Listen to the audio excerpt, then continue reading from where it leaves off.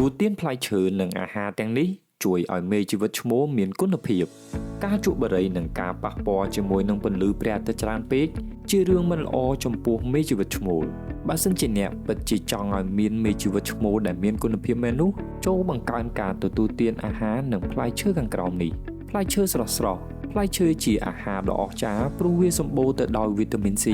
ដែលជួយជំរុញគុណភាពរបស់មេជីវិតឈ្មោលបើសិនជាអ្នកចង់ក្លាយទៅជាឪពុកគេមែននោះអ្នកគួរតែចាប់ផ្ដើមទទួលទានផ្លែឈើដូចជាក្រូចឆ្មាក្រូចផ្អែមនិងស្វាយព្រោះវាសុទ្ធតែផ្ទុកទៅដោយជីវជាតិនិងអង់ទីអុកស៊ីដង់យ៉ាងច្រើនព្រមទាំងមិនចាំបាច់អស់លុយច្រើនទៀតផងខ្ទឹមស